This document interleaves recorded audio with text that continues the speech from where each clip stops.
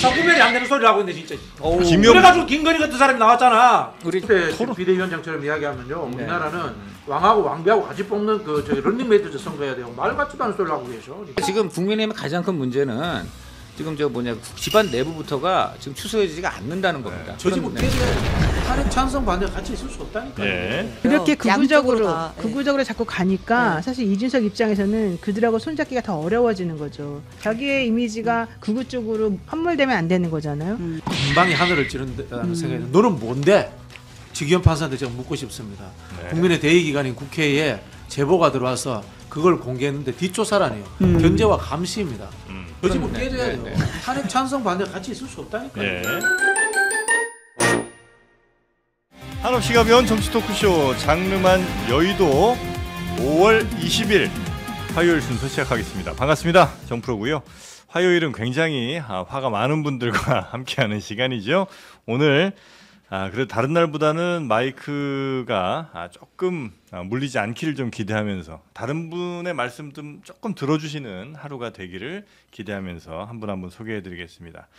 논란의 인물 우리 중앙일보 강찬호 논설위원님 어서 오십시오. 제가 논란의 인물이라니 그 자체가 논란이 될 것 같습니다만은 사실 논란이라기보다는 그냥 일방적인 욕이 좀 많다 이 정도인데 그래도 논란으로 좀 중화시켰습니다. 제가 욕을 듣다니 처음 듣는 말씀 알겠습니다. 감사드립니다. 고맙습니다. 고맙습니다. 네. 자 그리고 박진영 평론가님 어서 오시고요. 네, 절대 먼저 화내지 않습니다. 네. 그걸 너무 이제 강조하시는 것 같아요. 아니, 모든 영상들을 보십시오. 절대 제가 먼저 아니 화내지 근데 왜 않습니다. 그것 때문에 논란이 되셨나요? 왜 그 얘기를 굳이 하시는 건지? 그런 것 때문에 쇼츠가 많이 돌아요. 그렇게 자꾸 긁으면 화를 내신다고요, 우리 박진영 평론가님. 정말? 예, 가만히 계세요. 아니, 알겠습니다. 네. 그리고 새로 책 내신 우리 노영희 더불어민주당 총괄선거대책본부 뉴미디어 대응단장님 어서 오십시오. 네, 안녕하세요. 네, 반갑습니다. 노영희 변호사의 기록. 책이 나왔습니다. 네. 여기에 근데 제 얼굴은 왜 들어가 있는 거죠? 지난번에 여기서 한번 책 소개를 해주셔서 네. 감사하는 마음으로 우리가 이렇게 저한테 얘기도 안 하고 이렇게 넣으시면 어떡해. 저는 이거 사인까지 해주셨어요. 그렇습니까? 늘 감사합니다 하는데 네, 제가 네. 그 보답을 못 드린 것 같고 아유. 저로서는 일방적 애정으로 제가 보답하고 그런 것 좀 하지 마세요, 이제 좀. 아니 네. 제가 감정을 다스릴 수 없습니다. 네. 자, 그리고 우리 신혜영 기자가 오늘 뉴스 정리해 주시겠습니다. 안녕하십니까. 네, 반갑습니다. 자, 그러면 우리 여러 뉴스들이 좀 있습니다만 그 중에서도 지금은 이 직위원 판사 이슈가 계속 끊이질 않고 좀 이어지는 것 같습니다. 그렇습니다. 네. 윤석열 전 대통령의 내란 혐의 재판을 담당하는 직위원 판사의 룸살롱 접대 의혹이 어제부로 또 새로운 국면을 맞이하는 모양새인데요. 그러니까 직위원 판사가 어제 공판에서 신상 발언처럼 얘기를 했잖아요. 나 간 적 없다. 나는 뭐 삼겹살 같은 거 먹고 다닌다라고 얘기를 했는데 그 발언이 있고 불과 3시간 만에 민주당에서 술자리로 추정되는 실내 공간에 직위원 판사와 동석자가 앉아있는 사진 등 3장을 공개를 했습니다. 그렇죠. 직위원 판사는 난 아니다 이렇게 얘기를 했는데 예. 민주당에서 이제 추가로 사진을 공개를 한 거죠. 그렇죠. 그 앞에 보신 사진 이제 3명이 앉아 있는 사진이었잖아요. 네. 동석자 2명 얼굴은 모자이크가 되어 있고 이제 직위원 판사가 앉아 있는데 뭐 이제 신원은 공개가 안 됐어요. 동석자의. 네. 두 번째 사진이 그 해당 유흥업소의 내부 공간이죠. 이게 전에 한번 공개가 됐던 사진인 것 같고요. 예, 그러니까 인테리어 같은 걸 볼 때 그 찍힌 첫 번째 사진이랑 좀 같은 장소로 네. 보여요. 이 벽 같은 그 모자이크 무늬나 이런 게. 그다음에 세 번째 사진이 좀 개방된 무슨 홀 같은 사진인데 네. 여러 명의 뭐 남자 여자들이 이제 테이블 주변에 이렇게 앉아서 뭐 있는 사진으로 보이고 명확한 시점까지 공개하진 않았는데 민주당이 맨 처음에 공개했을 때 술자리가 지난해 8월이라고 했으니까 네. 뭐 아마 그 즈음으로 좀 추정이 돼 보입니다. 네. 예. 그러니까 일단은 또 우리 강찬호 위원님이 무슨 얘기를 할지 몰라서 미리 네. 좀 가이드라인을 좀 드리자면 네, 지금 가이드라인 쳐줬습니까? 그러니까 뭐 어디 뭐 하고 놀았냐 이런 얘기까지 하실 것 같아서 제가 네. 그러니까 이건 이제 핵심이 네. 이 재판 관련돼서 직접적인 간접적인 뭐 접대를 받은 거냐 그죠? 뭐 네. 이런 거 아니면 아니 뭐 직무 관련이 직접 없어도 뭐 공짜로 뭐 이렇게 술을 얻어먹은 거냐 여기까지 이제 문제가 심각하게 되는 거고 네. 번외로 뭐 다른 어떤 뭐 부적절한 행위가 있었나 이건 이제 있을 수 있지만 결국은 이게 윤석열 재판과 이제 연결점까지는 아직까지는 뭐 없는 것 같은데 혹시라도 그걸 추정해 볼 수 있는 무엇이 있느냐 뭐 요 정도 얘기가 이제 아마 해볼 만한 얘기가 아닌가 싶습니다. 저는 뭐 전혀 아닌 것 같고요. 네. 가이드라인을 무엇을 지금 설정해서 그렇게 말씀을 할 수는 없는데 네. 되게 룸사롱 얘기가 나오니까 룸사롱에서 뭐 남자들이 어떻게 노느냐 뭐 이런 얘기가 나올까봐 그러시는 건지 많이 걱정됩니다. 뭐 전혀 그런 거는 저는 우선 그런 경험이 전혀 없기 때문에 제가 또 뭐라고 사진 어디서 말씀을 나오면 어떡하려고 아니 그러세요? 제 사진이 나와야 되는 이유가 뭐가 있는? 저는 우선 사진이라는 것 자체가 네. 여기서 저는 이것도 굉장히 좀 희한한데 네. 보통 되게 이제 이런 데서 사진을 찍는 사람들이 어떤 스타일의 사람인지 모르겠으나 이 지금 이 남자 둘하고 앉아 있다는 것만으로 지금 접대를 받았다든지 뭐 아니면 또 뭐냐 그 돈을 다른 사람들이 대신 냈다든지 이런 것을 지금 전혀 그 추정할 수가 없고 그 다음에 그 사람들이 직무 관련성이 있는지는 전혀 더더욱 알 수가 없습니다. 그 지금 이 핵심적인 거에 대해서 민주당은 아무런 지금 그 근거를 제시하지 않은 채 그냥 지금 오로지 이런 정황이 있다는 논리만을 필 뿐더러 심지어 거기에 대해서 입증은 판사들이 법원이 해라 이런 얘기를 했습니다. 지금 오늘 저희 중앙일보에서 이 제목을 이렇게 달았어요. 직위원 사진 공개해놓고 접대 입증은 사법부가 하라는 민주당 이렇게 해서 잡았습니다. 제가 볼 때는 모르겠습니다. 뭐 앞으로 뭐가 더 있는데 지금 하나씩 까시는 건지는 모르겠는데 네. 이 정도 지금 시점이 지났으면은 확실하게 그런 공개를 해야 되는데 이렇게 지금 번중만 올리면서 심지어 입증을 거기서 하라는 거는 모르겠어요. 면책 특권을 갖고 지금 하시는 거라서 그런지 모르겠는데 네. 만약에 이런 식의 의혹 제기를 저희 언론이 했다가는 지금 벌써 여러 차례 그 언론 중재위는 물론이고 엄청난 배상 소송에 시달리게 될 것으로 저는 보입니다. 네. 그러니까 이게 아마 제보가 있어서 아마 이런 민주당이 공개를 한 것 같긴 한데 제보에 따르면 이 고가의 술자리를 여러 차례 왔는데 단 한 번도 술값을 내지 않았다는 게 이제 제보의 핵심인 것 같습니다. 네. 그러니까 그 비싼 술값을 도대체 누가 어떤 이유로 그냥 끊임없이 내줄 리는 없잖아요. 그러니까 그런 거에 대한 의혹이 좀 있는 거 아니냐는 뭐 이 정도의 제보 내용인 것 같은데 이건 어떻게 좀 봐야 되겠습니까?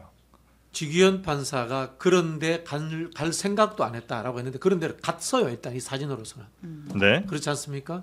이제 정황은 만들어진 겁니다. 네. 근데 민주당이든 국회에는 수사권이 없습니다. 네. 조사할 권한도 없습니다. 그럼 이걸 해야 되는 곳은 어디입니까? 첫 번째, 사법부는 윤리감찰관실이 있습니다.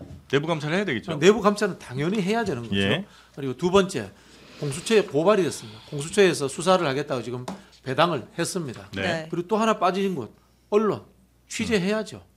이게 저는 본질적인 접근이 아닌가라는 생각이 듭니다. 네. 만약에 일반적인 공무원들이 이런 업무 관련성 있는 접대를 받았다라는 제보가 오는 순간 바로 직무에서 배제됩니다. 네. 그리고 바로 조사 들어갑니다. 그런데 왜 사법부는 안 합니까? 이 질문부터 먼저 드리고 싶습니다. 네. 일단은 말씀하신 대로 공수처에서 해당 사건을 배당을 했어요. 수사 3부에 배당을 했고 이제 어제 나온 보도에 따르면 대법 윤리감사관실 관계자들이 해당 업소를 직접 찾아갔대요. 그래서 뭐 업주를 만나고 여러 가지 사실관계를 확인하는 그런 작업을 거쳤다고 합니다. 지금 보니까 저희도 이제 다 현장에 취재 기자들 가잖아요.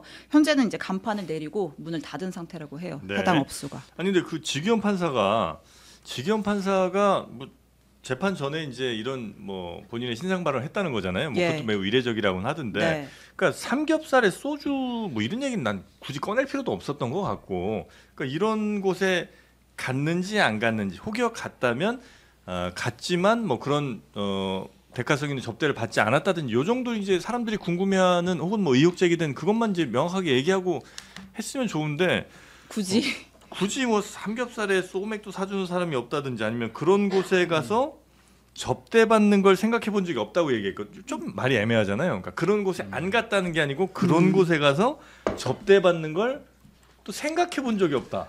그런 시대가 아니다. 뭐 이런 얘기. 윤석열 과야. 말이 많아. 네. 근데 명확하게 직위원 판사는 이걸 본인에 대한 공격이라고 인식을 하는 것 같아요. 그 발언에서 무슨 얘기가 있냐면 네. 중요 재판 진행 상황에서 판사 뒷조사에 의한 계속적인 외부 공격에 대해서 네. 재판부가 하나하나 대응하는 게 재판 진행에 영향을 미칠 수 있다. 앞으로도 나는 공정하고 신속한 재판에 매진하겠다. 나는 이 재판에서 손 뗄 생각 없다. 이렇게 얘기를 한 거죠. 아니 건방이 하늘을 찌른다는 생각이 너는 뭔데? 직위원 판사한테 제가 묻고 싶습니다. 네. 국민의 대의기관인 국회에 제보가 들어와서 그걸 공개했는데 뒷조사라니요. 견제와 감시입니다. 재판부에 대한 국회의 역할에 대해서 제가 가름말을 타드릴게요. 네. 재판 내용에 대해서는 왈가왈부하는 것이 저는 맞지 않다고 봅니다. 저는 재판부를 신성하다고도 생각하지도 않고 존중하지도 않습니다만은 재판부가 판결 내린 것에 대해서 수용할 수밖에 없습니다. 법적으로. 네. 그러나 그 절차와 과정 그리고 판사의 이 윤리적 문제에 대해서는 국민 모두가 문제 제기할 수 있고요. 특히 언론과 그리고 그 사법부에 대한 견제와 감시 기능을 가진 국회는 당연히 할 수 있는 겁니다. 네. 마찬가지 논리에서 그 이재명 대표한테 좀 굉장히 국민들이 납득하기 어려운, 물론 그런 존중합니다. 유창훈 판사, 김동연 판사 이런 분들도 과거 과연 정말 삼겹살에 소주 수준으로만 술을 마셨는지 한번 다 뒷조사를 한번 해보죠. 다 뒷조사 한번 할 수 있어요. 왜냐면 지금 수많은 판사 중에 유독 이분이 지금 뒷조사 내지 제보가 들어온 이유는 보나마나 윤석열 대통령 구속 취소 때문에 한 것이지, 지금 판사들이 분명히 지금 윤리적으로 문제가 되고 있다면 전국의 판사들 다 한번 당신들 밤에 어느 이상한 술집 간 거 다 봐야 돼. 이분이 유독 이분이 문제된 건 결국 그거라고밖에 볼 수 없어요. 그렇다면 같은 논리에서 네. 유창훈, 김동연, 정재호 이런 판사들 과연 정말 그분들이 삼겹살에 소주만 줘도 마시기를 바랍니다만은 한번 그분들 관련해서도 한번 제보 그러면 국민의힘도 한번 수집하고 한번 거기서 의혹을 좀 터뜨릴 수도 있는 거 아닌가? 네. 만약에 제보가 예를 들어 이런 식으로 있죠. 왔다면 이제 할 수도 있겠죠. 할 수 뭐. 있어요. 네, 그러니까. 네, 그분들도. 그런 경우에 네. 그런 경우에 민주당이 자기들 입맛에 맞지 않는 판결을 내렸다고 네. 무슨 보복지금 조사하고 의혹 제기한다 이런 말은 하지 않기를 저는 바란다 이 말씀입니다. 네. 근데 이러한 평론의 맹점은 이거죠. 처음에 지기현 부장에 대해서 왜 우리들이 의심을 품었을까? 처음에 지기현 부장이 구속 취소를 해줄 때 왜 일반적인 룰을 따르지 않고 70년 만에 혼자 갑자기 독자적인 의견을 내세우면서 구속 취소 논리를 만들어냈을까? 왜 검찰은 여기에 대해서 즉시 항고하지 않고 그냥 넘어갔을까? 왜 하물며 보통 항고도 하지 않았을까?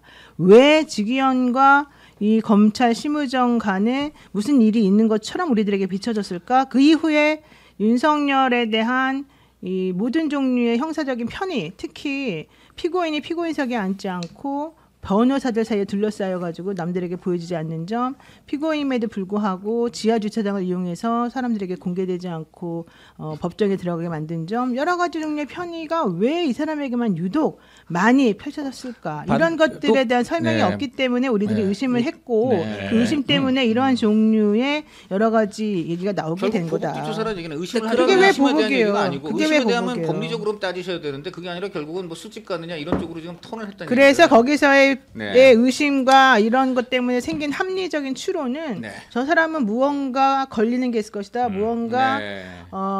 우리들이 알지 못하는 약점을 잡혔나 보다. 무언가 깨끗하지 않은, 즉 사법의 연결성이라고 하는 것을 네. 신뢰할 수 없는 뭔가 문제가 있는 사람이 아닐까라고 하는 생각에서 여기까지 오게 됐다는 거죠. 저도 똑같은 논리에서 이재명 대표한테 2심 선거법 무죄 선고했는데 3심에서 다 완전히 속된 말로 완전히 다 발렸지 않습니까? 전부 다 부인 당하고, 그러면 정말 그렇게 1심하고 3심에서 그 다 일반적인 판결이 내려진 것으로 추정을 한다면 그렇게 대법원이 몽땅 다 말도 안 된다고 지금 다 부인을 하고는 다시금 파기환송을 내렸는데 네. 그러면 왜 정재호 판사는 그랬을까? 대표적으로 일반적으로 사람이 정치인이 말하는 것은 그냥 상식적으로 판단해서 이렇구나 저렇구나 해야 되는데 그거를 갖고 무슨 주관적인 인식이 어쩌고 뭐 의견 표명이 어쩌고 이런 희한한 법리를 들이대가지고 네. 무죄로 만들어준 거는 왜 그랬을까? 네. 말씀 길어지실 것 같아가지고 제가 잠깐만 이건 내가 동의해드려 볼게요. 네. 그럼 끝나잖아. 아니, 그러니까 네. 그런 판사에 대해서 문제가 네. 있다고 생각하시면요. 그렇죠. 거기에 대해서 제보가 네. 들어오면 그냥 공개하세요.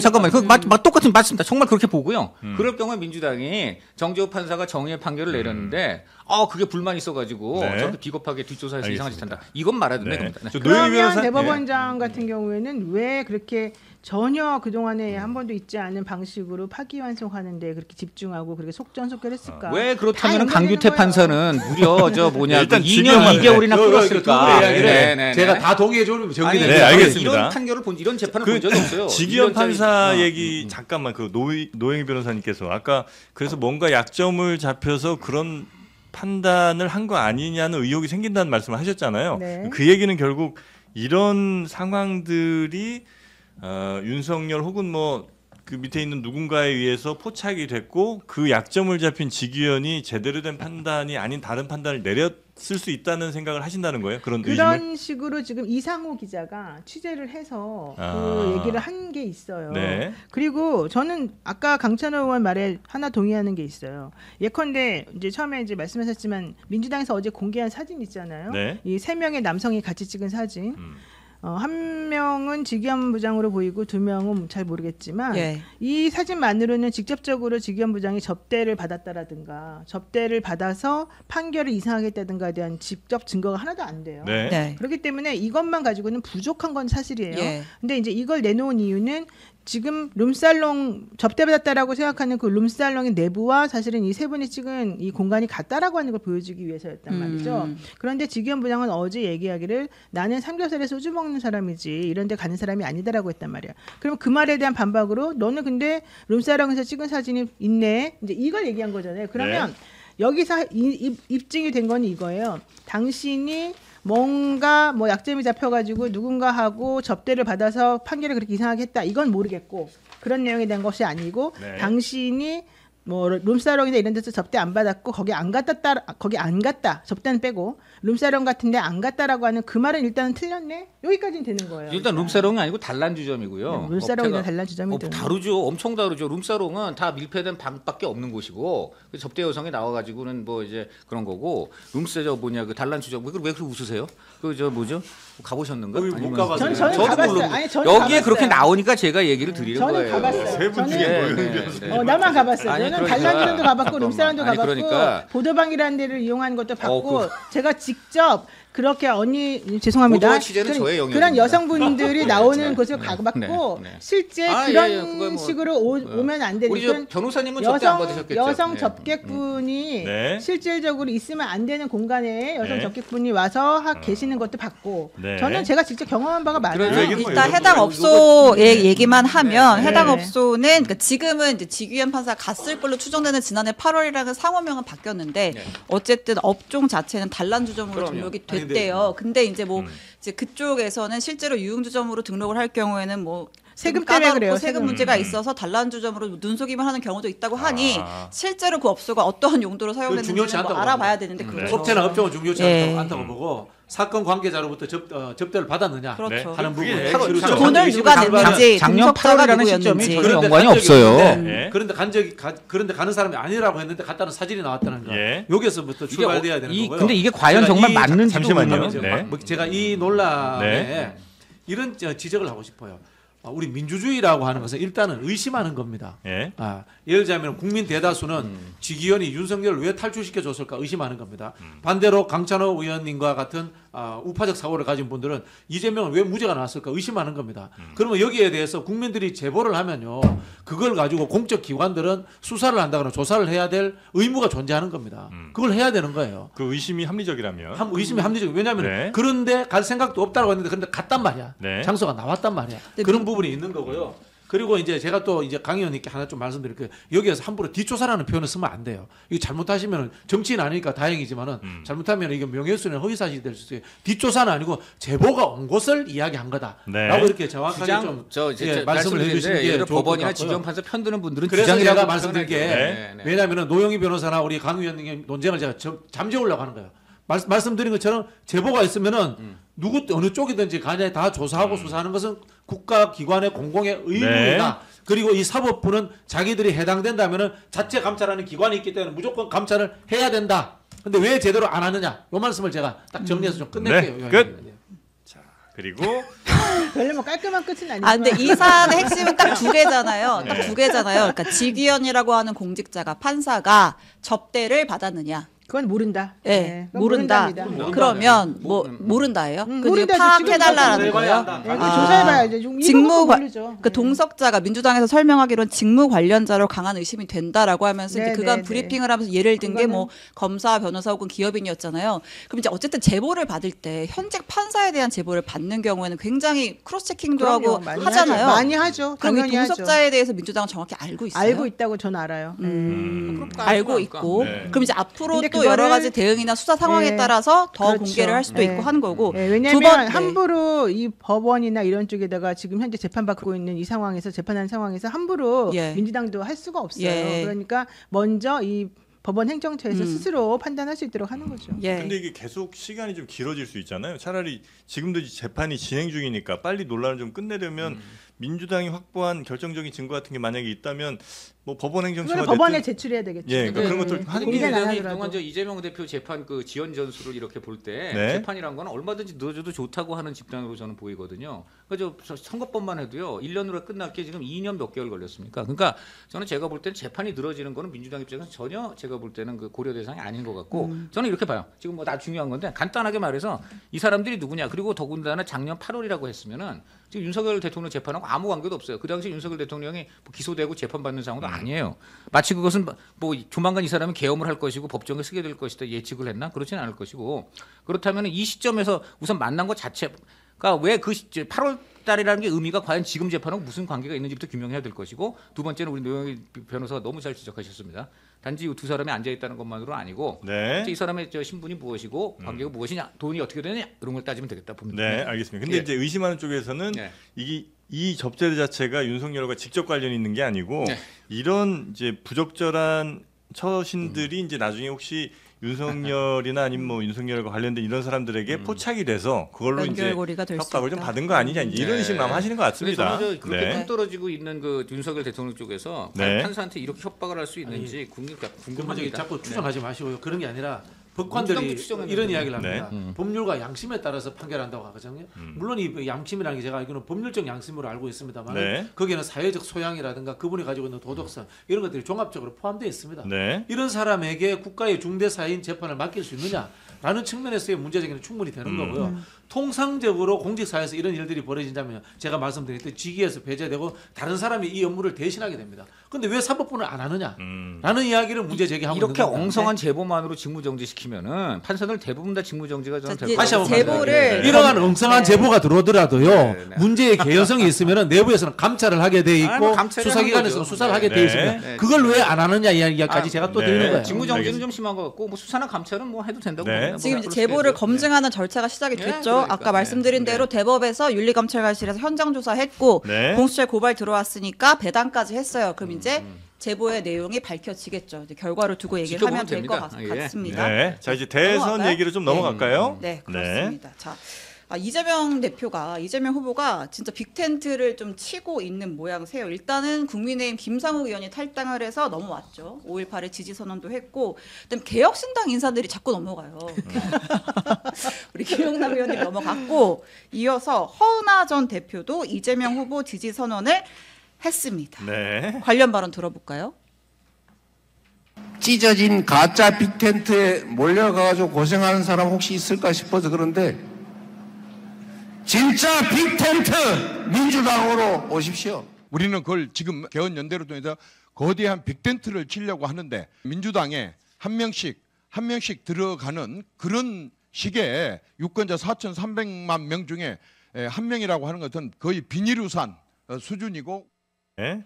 이번 대선에서 빅텐트라는 용어는 이제 국민의힘 용어였잖아요. 우리가 뭐 반명 빅텐트를 치겠다라고 하는데 막상 사람들이 계속 이재명 후보 쪽으로 가는 거죠. 이제 그러다 보니까 이재명 대표가 찢어진 가짜 빅텐트, 보수에서 말하는 그 텐트 가지 말고 진짜 빅텐트 우리 당으로 오라라고 하니 이제 이정현 국민의힘 선대위원장이 그거는 빅텐트가 아니야. 그거는 이익을 추구하는 뭐 그런 개개인들이 그냥 지금 넘어간 거야. 비닐 우산과 다름없어. 이렇게 반박을 한 겁니다. 네. 예. 근데 그런 비닐우산 수준도 잘 안 가지 않나요 지금 국민의힘? 일단 그 말씀드리자면요. 네. 이정현 의원님은 이익 추구 안 했습니까?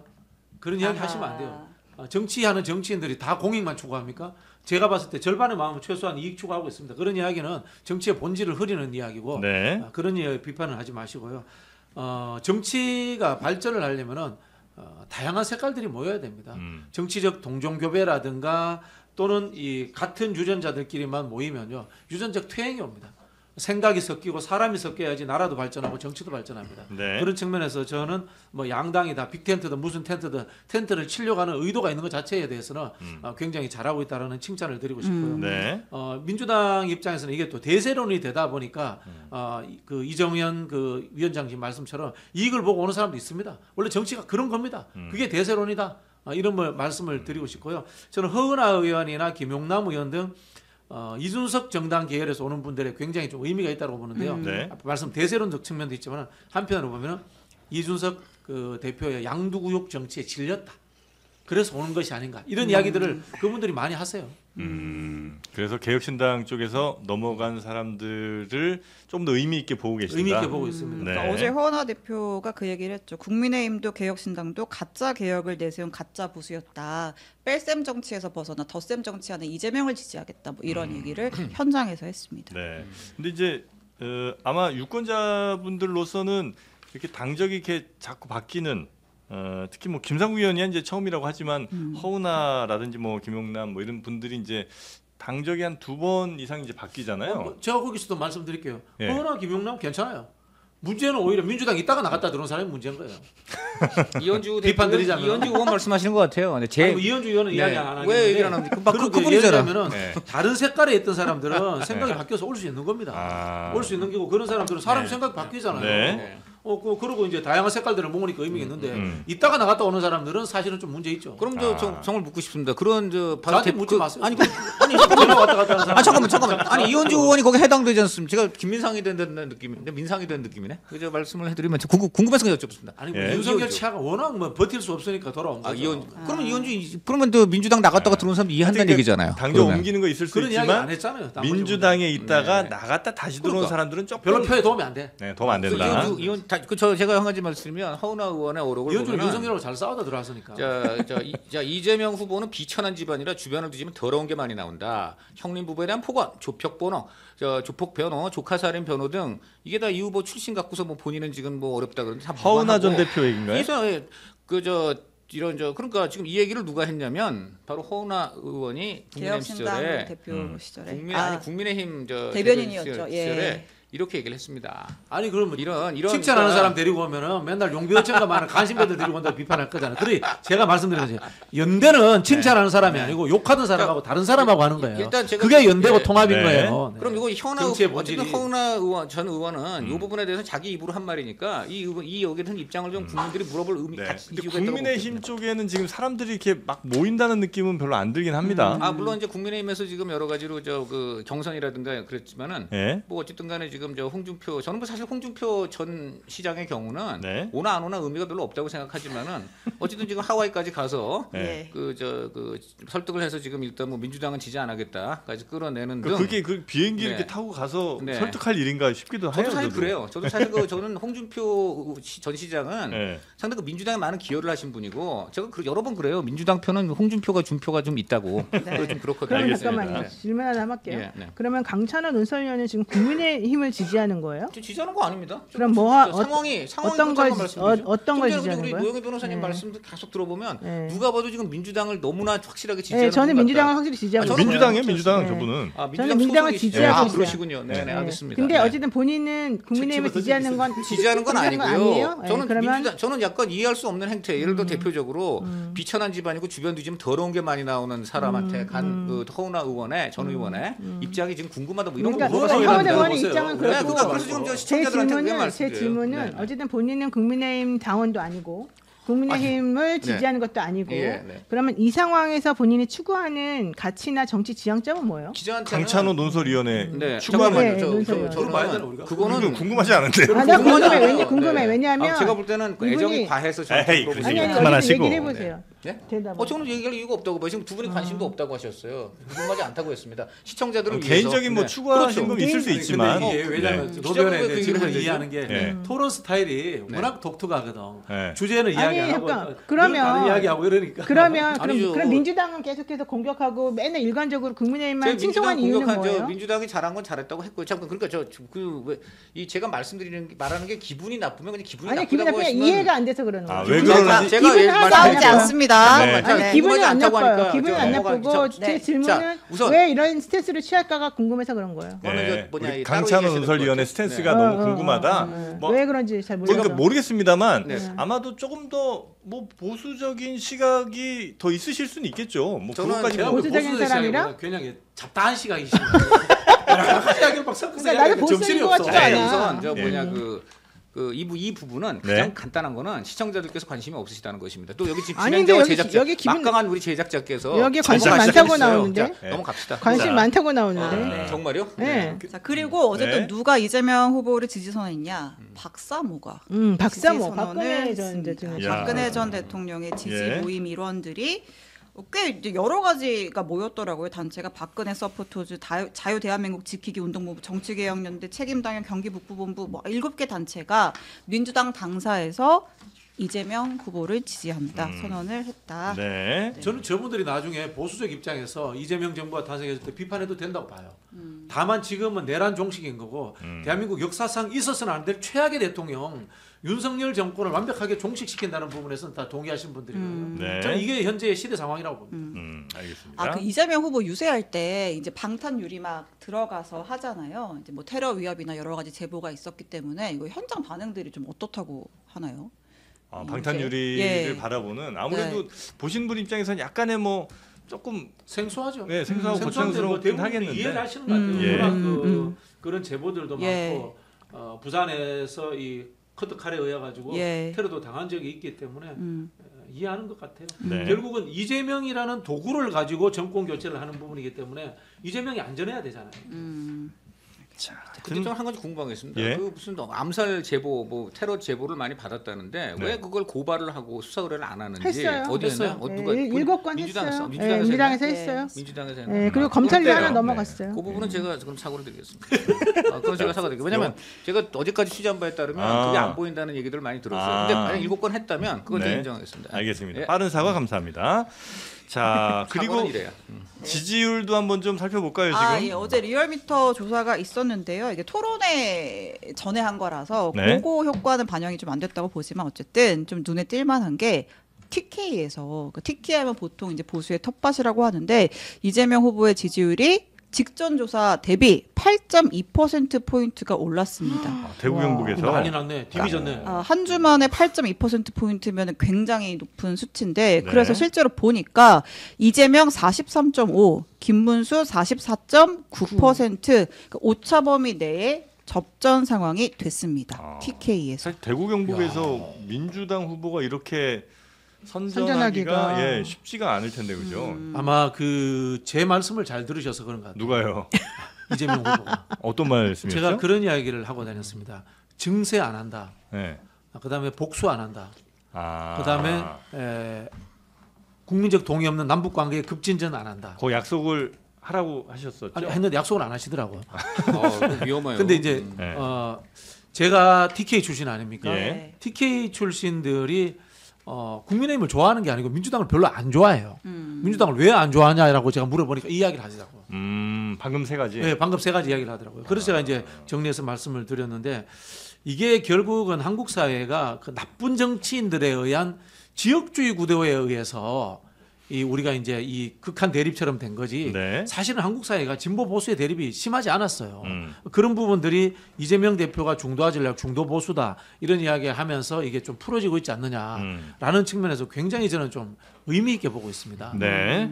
저는 그 부울경의 것도 좀 소개를 해주셔야 될 것 같아요. TK 예. 지역도 보면요, 이재명 후보가 전주 대비는 좀 내리긴 했어요. 하지만 49.1%, 김문수 후보가 12.3%가 상승을 했습니다. 39.4%가 나와서 두 후보 간 격차가 한 10% 포인트 차이 정도가 나네요. 그러니까 부울경에서 49.1%라는 거예요. 네. 이재명 후보가. 네. 어휴, 이것도 굉장히 대단하지 않나요? 이례적인 거죠? 예. 네. 근데 저희 요 흐름에서 한번 설명을 드려야 될 것 같아요. 왜냐하면 예. 제가 리얼미터를 늘 비판을 했거든요. 네.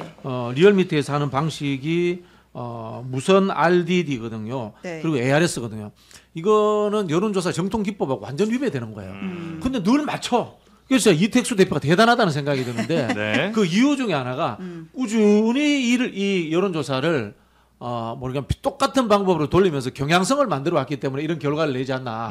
그래서 하나의 새로운 이론을 만들었다는 측면에서 저도 여론조사 공부를 좀 한 사람으로서 네. 굉장히 칭찬을 해드리고 싶고 이렇게 결과가 나왔으면 좋겠습니다. 근데 네, 그거 예. 아직까지는 속단할 수는 없고요. 어차피 이제 지금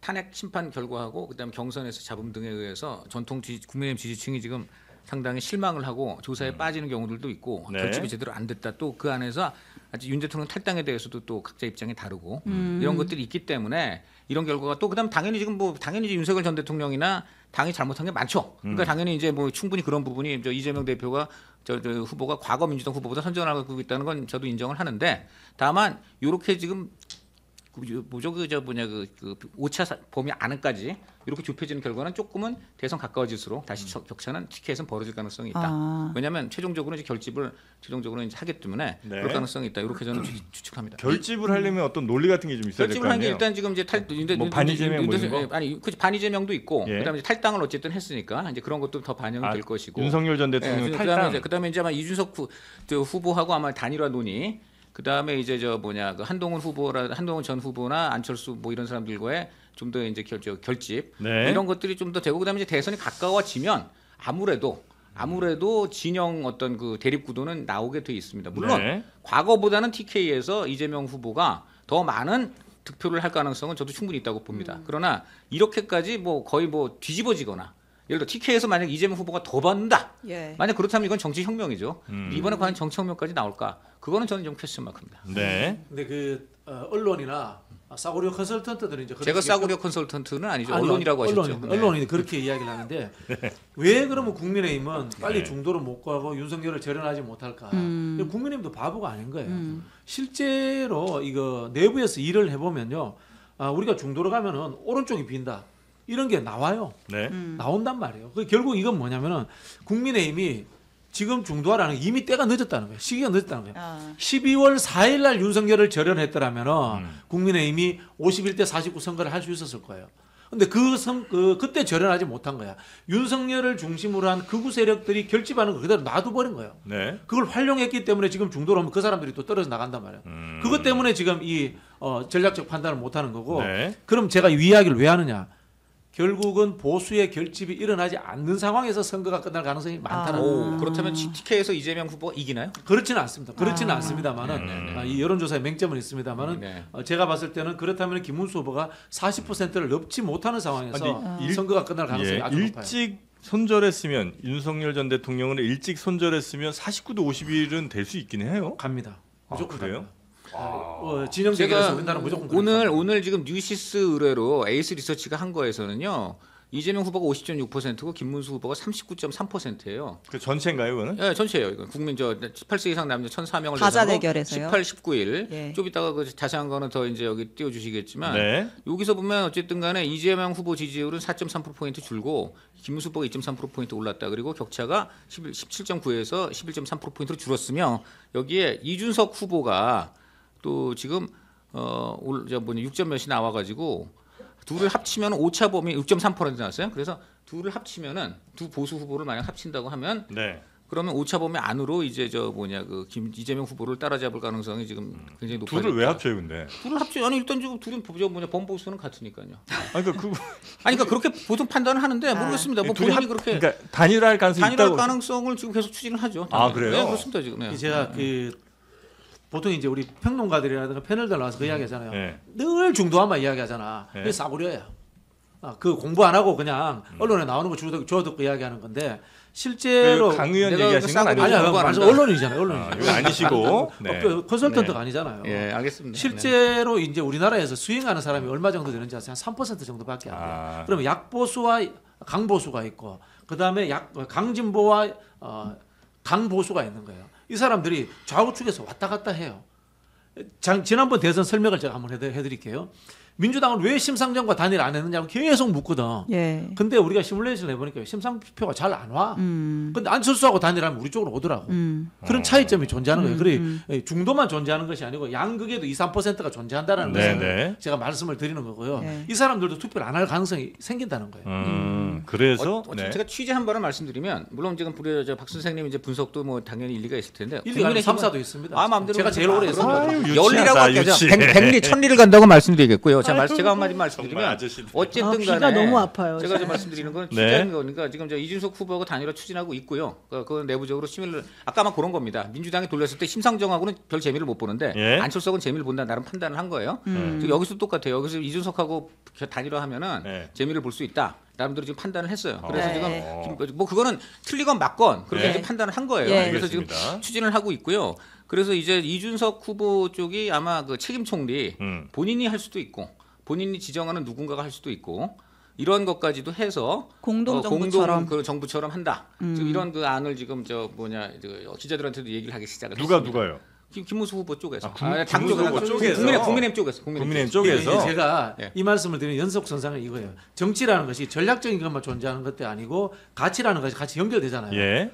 탄핵을 찬성한 사람과 반대한 사람이 같은 당에 있다는 것 자체가 말이 안 되는 거예요. 예를 들자면은 이거 아닙니까? 내란 세력이라고 이야기를 하잖아요. 네. 내란이 우리 조선시대 용어로 이야기하면 역적입니다.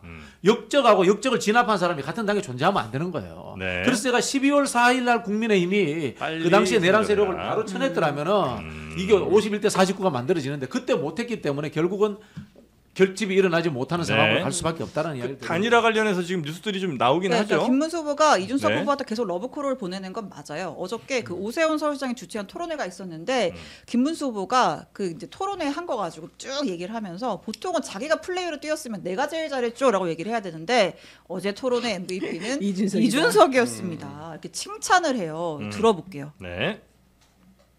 어제 토론회를 했는데 저를 지지하는 많은 분들이 어제의 MVP는 이준석이다. 우리 당이 그동안 잘못해서 이준석 후보께서 밖에 나가서 고생을 하고 계시는데 그러나 고생 끝에 대성공을 또 터뜨리겠습니다. 그렇다고 해가지고 지금 제 정치적 입장이 달라질 것은 없다. 그런 단일화 논의 자체에는 전혀 관심이 없습니다. 네. 일단 다급한 쪽은 김문수 후보 쪽인 것 아니, 뭐 같고요. 김문수 후보는 뭐 굉장히 전략적으로 이야기를 잘했습니다. 예. 그러나 자꾸 말씀드리면 본질을 감추고 있는 거예요. 예. 이준석은 윤석열이 쫓아낸 사람이에요. 예. 이준석은 탄핵에 찬성한 사람이고 김문수는 탄핵에 반대한 사람이에요.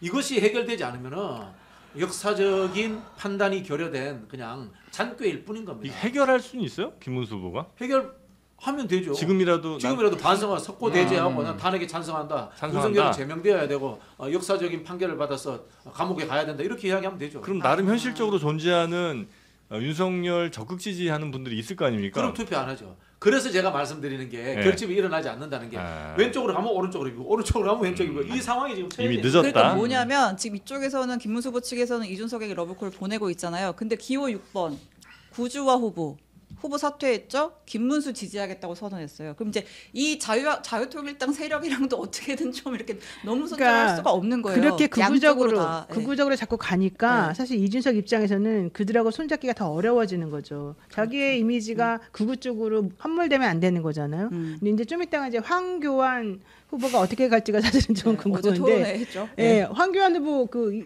그분한테도 말렸잖아요. 송진호 후보. 예. 근데 어쨌든 중요한 거는 황교안 후보는 계속해서 부정선거를 주장하고 있는 또 극우적인 요소이기 때문에 그분하고 김문수 후보가 사실 맞거든요.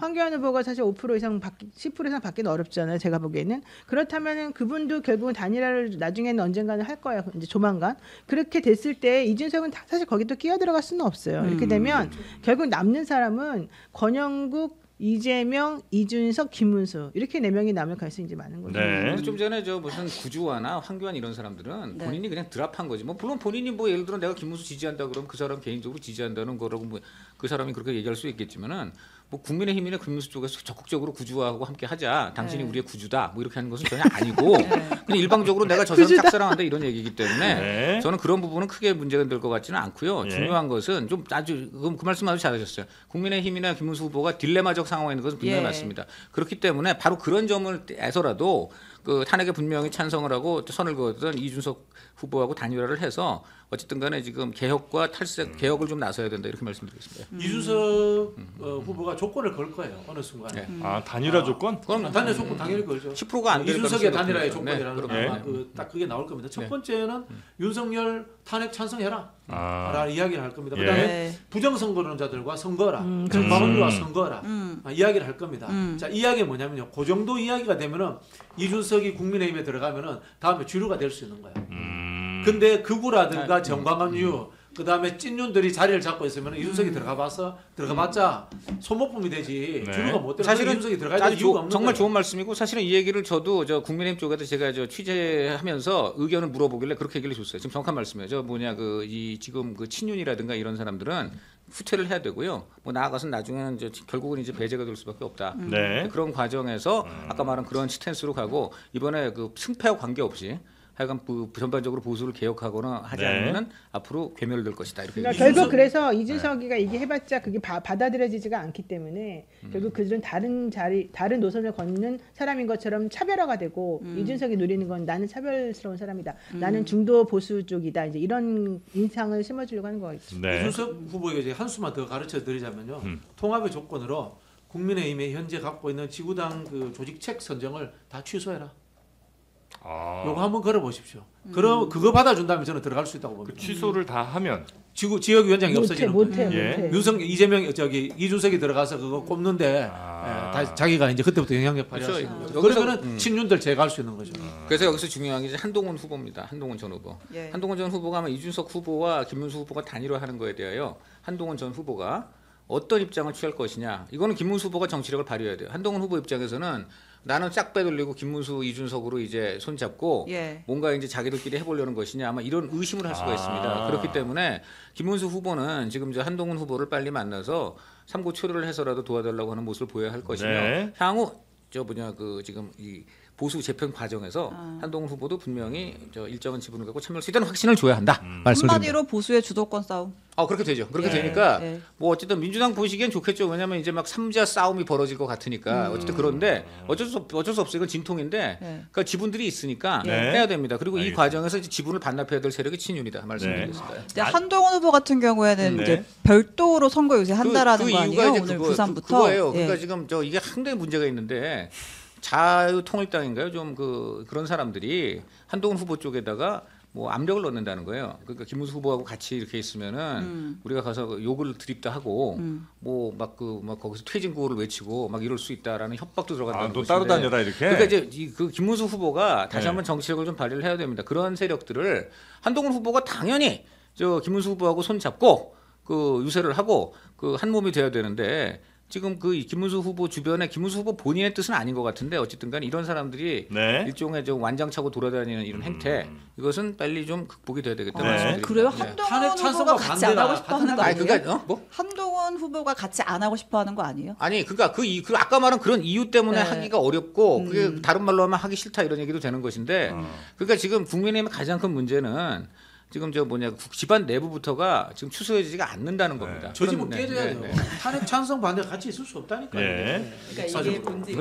그래서 근데 어쨌든 간에 지금 대선에 김문수 후보로 결집된 마당에는 이분이 정치력을 발휘해야 되는데 현재까지 그런 부분이 네. 확실하게 진짜 나지 않아서 말씀해 아쉽다. 주신 것처럼 김문수, 이준석이 만약에 단일화되면 진짜 한동훈이 설 자리가 좀 없을 수는 있겠네요. 아니, 그러니까 거기다 한동훈 후보가 네. 같이 다 참여를 해서 이게 그리고 이제 나중에 지분 문제에서도 예? 앞으로 공정한 경쟁의 기회가 있다. 이런 것들이 보장이 돼야 된다. 이것을 말씀드립니다. 안철수 의원도 지금 단일화 굉장히 좀 목소리를 좀 높이고 있는 것 같습니다. 그런 사람까지 우리가 평가해야 됩니까? 저는 평가할 만한 아니, 수준이에요. 그래도 안철수 후보는 그래도 중요하죠. 참, 네, 안철수 엄청 의원은. 싫어요. 정말 싫어합니다. 그거는 이제 우리 어딘만 박 전화할게요, 수장님은 어딘만. 수를 하는데 저는 안철수 후보도 상당히 좋아합니다. 그래서 중요하죠. 이런 분이 저는 굉장히 이런 것도 좋은 것 같아요. 이준석하고 엄청 싸웠지만은 또 네. 둘도 껴안고 네. 그다음에 지금 어쨌든 다 서로 쌌던 사람들 지금 내가 볼 때 가장 서로 말리면서 네. 하나 되자고 하는 분이 안철수 같아요. 그래서 저는 굉장히 안철수 후보 전 후보의 이런 행보를 높게 네, 평가합니다. 안철수 의원의 뭐 특별한 뭐가 있어서라기보다는 굉장히 멘트 자체가 좀 재밌었습니다. 귀엽지 않아요? 그 어떤 멘트였죠? 그러니까 이재명이라고 하는 타노스를 함께 막읍시다. 어벤져스 어셈블. 뭐야? 좀 잘할 것이지. 이렇게 얘기했어요. 윤석열 타노스랑 제대로 막지 그랬어요. 아니 근데 이재명 타노스도 굉장하거든요. 뭐 정과 사범에다가. 저의 방점, 귀엽다의 그렇죠. 방점은 아니, 근데 어셈블에 저는- 있었습니다. 저는 예. 아니죠. 타노스도 충분히 분명 얘기했는데 저는 방점을 타노스 찍는다니까. 네. 타노스 맞네. 네. 자, 타노스 나중에 손가락으로 핑거하잖아. 네. 안철수 손가락 제대로 있는가 모르겠네. 네. 반 날라갑니다. 네. 자, 그리고 하와이에 네, 아까 얘기가 잠깐 나왔는데 네. 이제 약간 이럴 거면 차라리 노무현의 민주당을 갈 걸 그랬어라고 이제 홍준표 후보가 하와이로 떠나니까 이제 바지가랑이 잡으러 간 거죠 사실은. 네. 김대식 의원이랑 해가지고 특사단을 보냈죠. 이러지 마시고 우리 김문수 후보를 지지해 주십시오라고 해서 저렇게 밥도 먹고 화기애애하게 뷰가 너무 좋네요. 가고 하와이. 싶습니다. 예. 저기 지금 가서 저분들이 만났고 예. 태평양에 태풍이 오기를 바란다는 썰이 있습니다. 아, 어차피 못 돌아오게.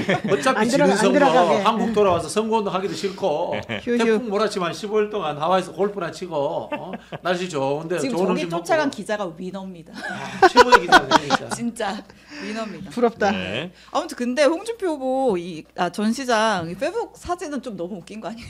아니 이게 뭐 어떻게 됐다는 거예요, 정확하게? 아 그러니까 예. 이제 처음에 특사단 보낸다고 하니까 오지마 안 만날 거야 이랬잖아요. 예. 이제 그러면서 페이스북의 사진에 파란 넥타이 한 사진을 프로필 사진을 올린 거예요. 본인이. 네, 그랬다가 예. 또 뭐 오후 들어서 바꿉니다. 다시 빨간 넥타이로. 이제 근데 저게 그래놓고 그거라면서요? 그냥 색깔만 바꿔놓은 거라면서요? 넥타이에. 왜냐면 표정이 똑같으니까. 그러니까 사진은 똑같은 사진 같아. 네, 색깔만 바꾼 것 같아요. 저분이 원래 저런 거 잘 눈썹 문신도 제일 먼저 하신 분이세요. 아 갑자기 눈썹.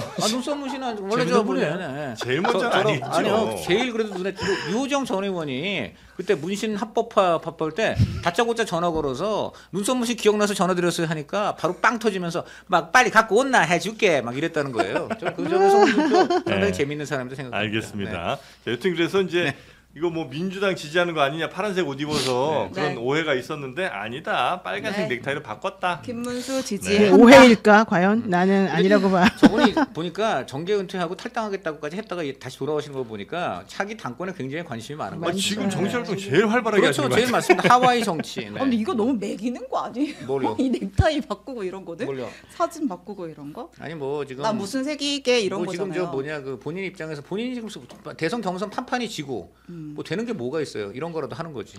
아까 근데 왜 가질 거 저런 아니에요, 분한테 자꾸 국민의힘이 이렇게 왔다 갔다 하면서 매달리고 그런지 솔직히 전 이해가 안 가요. 아니 일단은 제가 볼 때 아까 말한 그 TK에서 지금 저렇게 이재명 대표한테 뒤지는 거 비슷한 것까지 나오니까 예. 나름 이제 뭐 급하니까? 찐 지지층이 급하다 뭐 이런 게 있는 것 얼마나 같은데 잘 삐지는지 말도 저는 못해. 그런 것보다는 한동훈 후보라든가 홍준표. 홍준표 맨날 삐져. 어우 정말 대단합니다. 뒤끝이 아. 대단해요. 뒤끝이 그래요? 장난 저는 완전 아니에요. 다르게 봅니다. 네. 저는 뭐 홍준표 크게 싫어하지 않습니다. 저 사람 보수 맞습니다. 예. 보수 많고 김문수도 극우지만 보수 맞는데 예. 나머지 뭐 안철수, 한동훈, 오세훈, 한덕수 이런 사람들은 그냥 기회주의자. 그런데 우리 소장님 말씀 공감하면서도 예. 극우는 원래 보수가 말이죠. 극우를 쳐내야 된다고 주장하시지 않았어요? 그렇지만은 그런데 이념이 없는 것보다 낫다는 거죠 차라리. 자, 여튼 생각이 없는 네. 사람들 기회주의자들 논리가 좀 홍준표 안 전 맞는 시장은 네. 지금 넥타이 색깔은 바꾸었고요. 자 그리고 아까 한동훈 전 대표 얘기도 나왔습니다만 지금 따로 이제 유세 다닌다는 거고. 네, 오늘부터 이제 부산 유세 한다는 거고 네. 아까 이제 결국은 한 당이 찬탄과 반탄이 동시에 있을 수 없다는 얘기를 하셨는데 그래서 사실 제일 골치 아픈 게 김용태 비대위원장인 것 같아요. 그러니까 어쨌든 반탄을 외쳤던 김문수 후보와 같이 대선을 뛰고 있는데 윤석열 전 대통령 뭐 하여튼 어렵게 이제 사진 찰당 그림까지 만들었어요. 근데 그리고 나서 김계리 변호사가 국민의힘에 입당 신청서를 또 냈잖아요. 근데 계류됐죠 지금. 근데 이제 계리가 계류 중입니다. 계리. 그 얘기 하실 줄 알았어요. 예. 윤석열 변호하던 네. 김계리 변, 변호사. 변호만 한 게 아니라 예. 윤어게인 신당 창당까지 했던 아, 김계리 그러네요. 변호사가 국민의 입당했다라고 이제 보도가 나왔는데 아니, 환영 문자 받았댔죠. 네, 그래서 나 이제 네. 환영한다고 축하 문자도 받았다라고 했는데 김용태 위원장이 입당이 승인은 아직 안 됐어. 계류됐다. 신청을 한 거고 우리가 지금 현재는 계류 상태고 당원 자격심사위원회 열 거야라고 했습니다. 게다가 대선 그래도 전에는 안 될 먹고 있어야 거다. 왜냐하면 사람이 너무 많이 기다리고 있어서 이렇게 말해버렸어요. 그러니까 그 얘기는 안 해준다는 거예요. 대선 전까지는. 이거 되게 좀 민망한 상황이 됐죠. 네. 자 그리고 다음 뉴스도 한번 아유 또 음식 들어오니까 아, 바로 이거 뭐. 집중력 흐트러지시네. 예, 다음 뉴스도 한번 가보겠습니다. 네. 그 어저께 윤석열 전 대통령 네 번째 재판이 있었잖아요. 여기에서 이제 박정환 특전사 참모장이 증인으로 출석을 했어요. 네. 그래서 이제 지난해 이제 국회에서 계엄 해제 요구 결의가 이루어지고 있던 당시에 이제 곽종근 전 사령관이 통화하는 내용을 옆에서 들었다라는 거예요. 근데 당시에 곽종근 전 사령관이 예 알겠습니다. 문 부수고서라도 들어가겠습니다. 이렇게 이제 상관의 명령을 복창하는 것을 내가 옆에서 직접 들었다라고 증언을 그러니까 이제 했습니다. 복창이라고 하는 거는 상관이 지시한 내용을 그 학업자가 다시 한번 따라 얘기하는 걸 복창이라고 군대로 그렇죠. 복창이라고 복면 네. 복창. 네, 윤석열은 군대를 안 갔다 와서 그걸 몰랐던 거예요. 이재명 대표도 안 갔다 오셨는데 그분은 아마 아실지 모르겠네요. 알아요. 예, 그래서 이제 그때 곽 전 사령관이 통화한 사람 2명이잖아요. 네. 윤석열, 김용현. 예. 네. 네. 그래서 이제 그날 진짜 바빴어요. 윤석열 전 대통령이. 그날 전화 건 사람이 한두 명이 아니에요. 추경호, 나경원. 엄청나. 네. 엄청 걸었어요 그날. 아우. 자 그래서 하여튼 문을 부수고라도 끄집어내라 이제 네. 이런 명령 지시가 있었다는 네. 이제 내용의 진술이 이제 재판장에서 있었다는 근데 이제 거고요. 윤석열 전 대통령은 뭐 내란 재판에서 그렇고 탄핵 심판에서 그렇고 나 그런 얘기 한 적 없는데 내가 뭘 부수고 끌어내라고 부인하지. 합니까라고 부인을 했잖아요. 네. 이게 불리한 증언들이 이제 계속 나왔는데 윤 전 대통령이 이제 첫 번째 공판기일 말고는 계속해서 침묵을 지키고 있어요. 그리고 이제 공판 중에 그러다가 계속 뭐 눈도 감고 있고 이러다 보니까 지귀현 판사가 조심스럽게 물어봤다고 합니다. 피고인 주무시는 거 아니죠?라고 하니까 끄덕. 근데 그 전에도 사실 윤석열 씨가 재판받을 때 자는 경우가 몇 번 있었는데 그때까지는 전혀 지적을 안 하셨었거든요. 이재명 대표도 얼마 전에 졸다가 그걸 아마 유동규 씨가 증인으로 나서 지적하니까 판사가 아우. 말이죠. 얼마나 피곤하면 저러겠어요라고 옹호를 해줘가지고 빈축을 산 일이 있습니다. 그거는 저 기사가 났어요. 제가 말씀. 하여튼 우리 강찬호 논설위원은 정말 그 데이터는 참 많이 확보하고 데이터가 계십니다. 되게 아니, 왜곡되고 그러니까, 편향적이죠. 네, 여기 지금 보면은 네. 아니 그러니까 보면은 말이야 저는 이런 겁니다. 그 팩트는 다 팩트는 팩트대로 가야 되는 거예요. 예. 그러니까 누구만 특별하게 어떤 팩트가 있는 게 아니에요. 팩트 예. 들여다보면 다 있습니다. 예. 그리고 그거에 대해서 국민들이 각자 판단하실 문제라고 나는 봅니다. A를 물어보면 순대 A에 대한 정도는 아니죠. 대답을 좀 해줬으면 좋겠어. 아니 A를 물어보면 맨날 B 얘기만 하니까. 그러잖아요. 그러니까 맨날 아니, 그러니까 아니, 그게 A에 대한 아니고. 대답 한번 해봐요. 자, 왜냐면 선택의 문제니까 지금 아니, 윤석열 A에 대통령 대한 공격하는 대답 이유가 한번 뭡니까? 해봐요. 이재명 대표가 유리한 선거 국면에서 윤석열 대통령을 공격하는 이미 그리고 어떤 의미에서 이분은 헌재에서 이미 그렇죠. 심판이 끝났고요. 그러니까 네. 우리 강찬호 위원님도 사실은 이준석 현상에 포획되었다. 그래 맞아. 이준석 현상이요? 토론이라는 것이 네. 서로가 교감을 하면서 나중에는 어떤 합의든지 간에 최소한의 합의라도 만들어내야 되잖아요. 네. 근데 자기 A를 얘기밖에 안 해, B를 자기 물어서 얘기. 상대를 공격해가지고 상대에게 상처받은 만큼 나도 던져줘야지 하는 계속해서 싸움을 대화가 하면서 안 제가 돼요, 참 그 대화가. 이준석 현상이에요? 아니, 그게 어떻게 이준석 현상입니까? 그게 인생이 아니고요. 맨날 그런 식이에요. 저는 아까 분명히 우리 네. 박 소장님께서 네. 하신 여러 가지 그 난 보수의 개혁 방안에 동의 대해서 많이 해드렸어요. 저도 동의 많이 해드렸잖아요 아까. 근데 그러니까 논점과 그다음에 주제와 관련 없는 이야기로 상대를 아니죠. 억지로 아니 비난하려고 저는 하시잖아요. 잠깐 근데 그게 안 그런 게 왜냐면 이재명 지금 후보는 분명히 네. 대한민국 대통령 지금 될 가능성이 굉장히 높은 분이고 그분이 재판에서 어떻게 임하는가, 재판에서 그분은 존 적이 없는가, 그 졸았을 때 어떤 반응들이 나오는가 이건 알아야죠. 그 이제 저는 그냥 강제- 기승전 이재명이지. 네, 제가 강제- 방송에서 이제- 돌았다고도 이야기 좀 해주세요. 아니 그건 방송에서 좋은 거는 큰 문제가 강찬- 법정보다는 없습니다. 아, 방송에서 졸아도 문제죠. 아 그렇죠. 그거는 이런 걸 문제입니다. 네. 강찬 논설위원을 선의로 좀 해석을 하자면 왜 맨날 그러니까 선의로 해석해줘요? 하지 마요. 왜 맨날 이것만 해석해요? 아니 나 선의로 제 애정을 난 선의로 해석했어. 네. 항상. 나의 애정을 꼭 아기로. 네, 어쨌든 뭐 다양한 저 그렇죠. 팩트들을 좀 제시해주고 판단을 일단 시청자들이 좀 할 수 있게 저거는 하자 뭐 이 정도로. 진행자님 너무 감사드리고 네, 제가 더 좋은 방송 내용으로 보답드리겠습니다. 아 드시고 계세요. 속보 네. 하나만 근데 전할게요. 맛있어요. 예. 네, 속보가 하나 있는 모양입니다. 오늘 오전에 김용태 국민의힘 비대위원장이 갑자기 긴급 기자회견 열어가지고 또 기자들이 막 뛰어갔거든요. 예. 그랬더니 뭘 제안했냐면 대통령 후보 배우자의 TV 생중계 토론을 열자라고 제안을 했어요. 사구별이 안 되는 소리를 하고 있는데 진짜. 김용- 그래가지고 김건희 같은 사람이 나왔잖아. 우리 너 왜 이렇게 세게 아니, 말씀하세요? 김용태 비대위원장이 네. 그러니까 아니, 이제 예를 들면 예. 뭐 김문수 배우자들끼리 배우자인 토론하자고요? 설란영 여사, 뭐 네. 이재명 후보의 김혜경 여사들 배우자들이 모여서 TV 생중계 토론을 하자라고 제안을 했습니다. 왜 하는 거죠, 그거는? 그래서 원칙이네 진짜. 그래서 기가 일축했어 차가지고. 일축. 민주당에서 말도 안 되는 소리 하지 말아라. 아니, 그래서 이준석도 자, 그랬어. 예, 이준석도. 이재명 후보의 저 사람들이 반응을 공직자예요? 전할게요. 예. 아니 그러니까 왜? 선출되는 어떤 뭐 근데 대표자입니까? 왜 저는- 토론을 합니까? 아니 근데 그 이게 김건희 같은 사람이 나오는 아니, 거야. 근데 저는 그래서 참 정말 맞는 예, 말이고 예. 그런데 저는 지난번에 귀를 의심했어요. 전현희 최고위원이 네. 그 김혜경 여사의 2심 선고도 연기를 해야 된다고 주장했어요. 이분은 아까 말한 대로 민간인이 공직자도 아니에요. 근데 이분의 2심 선고 연기 이분 안 했잖아요. 얼마 그 연기를 해야 된다고 이 전현희 그 민주당의 지도부에 있는 최고위원이 뭐좀 이런 부적절했다는 주장 아주 말씀이시죠? 부적절한 것입니다. 예. 네, 저 이 기준에 따라서 이준석 후보도 이러한 그 김용태 비대위원장의 제안에 대해서 선거운동할 시간도 없어 죽겠는데 뭐 하는 짓이냐. 아니 그 이준석 후보는 또 배우자가 없죠. 없잖아요 없죠. 지금. 일단 김용태 위원장이 제안한 배경은 뭐 영부인은 그것도 알고 보면 이준석 지 현상이야. 대통령 배우자가 아니다. 이준석이 대통령 공격한 것도 곁에서 이준석 국민과 가장 가까운 자리에 있는 공인이다. 이제 뭐 이런 얘기를 하면서 제안을 했는데 말씀하신 대로 다른 당 후보들이 일축을 했습니다. 이준석 후보는 그렇게 얘기를 했고 이재명 후보는 뭐라고 얘기했냐면 신성한 주권 행사의 장을 그런 식으로 장난치듯이 이벤트화해선 안 된다라면서 거절 의사를 네. 무슨 밝혔습니다. 의도인지 모르겠네. 아무리 생각해봐도. 그러니까 설란영 여사가 말을 잘한다고 생각하나 보죠. 그것도 있고 네. 국민들이 궁금해하는 거는 지금 아마 우리나라 지금 영부인 후보 중에서 그 선거법 2심까지 의원이었던 박탈당하는 150만 원 형을 받은 분은 아마 김혜경 씨가 최초인 것 같아요. 그리고 3심도 아마 그럴 가능성이 있지 않을까 싶고 그럴 경우에 이제 앞으로 그게 이제 만약에 뭐 그럴 가능성은 없지만 선거 기간 전에 그게 3심이 확정되면 이분은 선거 운동 자체를 할 수가 없어요.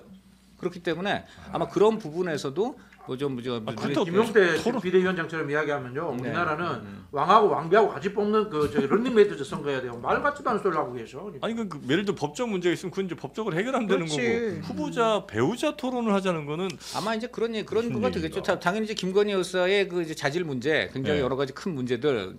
논란이 제기됐으니까 앞으로는 배우자 리스크도 항상 있는 것이니까 미리 공개를 해버리자. 배우자들도 국민이 검증을 하게 하자 뭐 이런 논리라고 이제 할 수 있겠지만 뭐 저는 큰 틀에서는 우리 박 소장님 말씀에 이제 공감을 하는 게 대통령 뽑는 거지 대통령 영부인 뽑는 거 아닌 것이고 그리고 전 다시 한번 말씀드린다면 사실 2심까지 지금 선거운동을 할 수 없는 150만 원 형을 받으신 분이 그렇게 꼭 나와서 하실 건 아닌 것 같습니다.